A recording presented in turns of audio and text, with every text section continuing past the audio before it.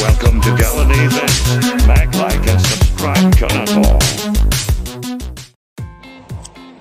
Okay mga tol, so let's go motovlog. So ito yung mga dapat nating kailangan pag mag-motovlogging. Of course, need natin ang helmet para sa ating magiging mount. Ito yon. And then kailangan natin ng helmet mount. Yes, ito. Ito yung nilalagay dito sa harapan. And of course, kailangan natin action camera. Ang the best talaga dyan is GoPro. Wala na iba. Pwede rin na yung 360 kaso pwede rin naman. Kaso awkward yan eh. Hindi maganda ang ilagay sa helmet mount. Dapat yun nandun sa mismong motor. So, gagamit tayo ng GoPro or any other action camera. Pero sa akin, ito for me is the best. Kahit anong klaseng GoPro. Kahit anong klaseng edition. So, of course, not. And then, ito, nabili ko lang ito sa Lazada. Hanapin nyo lang helmet, GoPro mount. Okay? And then, your helmet. Okay. Kapit natin. Madali lang to. Kahit ka bata, kayang gawin to. Let's go. Okay, so ito na. Kapit na natin. Dito lang yung ilalagay sa may chin mount. So, parang ganito yan. Yan. Yan na siya.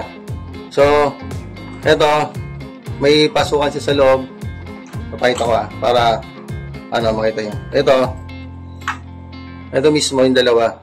Kunin mo itong isa. Pasok mo siya dito sa pinakaunahan. Yan, yun ang butas. Yan, pag napasok mo na siya, hatak. Ito yung na maglalak ko. Ito. Ilalak mo lang na gano'n. Yan, lock na yan. Ganun din ang gagawin mo dito sa kabila. So, diba? Basic as 1, 2, 3 lang yan. Let's go. Kabila natin. Okay, dito And, pasok mo dyan sa loob. Dukutin mo sa ilalim. Then, kunin itong isa. Okay, pasok. Yun. Kunin ko muna para makita nyo. Then, saka natin i-pwesto.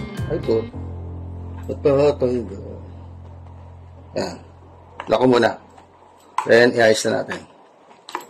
Yun. Diba? Pag medyo okay na, huwag mo na higpitan.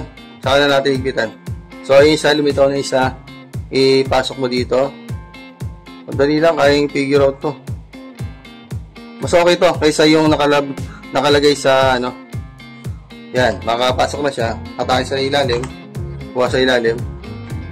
And then, relax. Yun. Ayan na siya, nakalock na siya.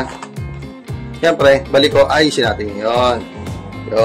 At least kahit paano nakahold na siya, hindi na siya magagalaw. Isabit mo lang yan dyan sa mismong guard niya. Ayan. Ayos. Okay.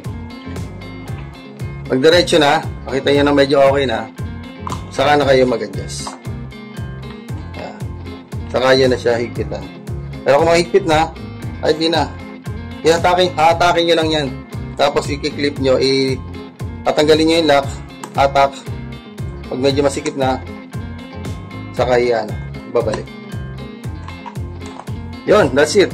Ayos yun lang na konti. O, diba? Basic, meron ka ng action camera mount o GoPro mount na tinatawag. Yan. O, siyempre, pagkakabitan natin yung GoPro. Yeah, as you see, that's 1, 2, 3. GoPro and then screw. So, sasalpak lang natin yan. Yun. Yan. Tapos, pasok ko yung nut. I-sentro mo lang sa butas. Galaw-galaw lang. Papasok din yan. Yun. So, pumasok na siya. Higpitan mo na. Yes. Okay. Hindi ko pa sinara. Saka na. Madali naman tanggalin mo rin yung kabit eh. So, that's it. Ayan na. Ayos mo na ng konti. O, then, sarado. Nakabit na yung ating GoPro mount. Then, sarado. See? Okay. That's it. Spider. With GoPro mount. O mga tol, astig na. Mas lalo astig ng helmet mo. Naka-chin mount ka ng GoPro Hero 10. O, itong magandang motovlogging setup sa inyong helmet with GoPro. Yes. Okay. Diba? Ating gagalaw. May little wag, legal. Pero kayang-kaya ng GoPro yan. Kasi ang GoPro na Hero 10, merong super stabilizer yan. So, kahit na matagtag ka dyan, hindi mo makapapansin yan kasi yung GoPro naka-built-in yan. Ganyan kabangis yung GoPro na yan. Okay, that's it mga to. Salamat. At sana may natutunan kayo. Order na!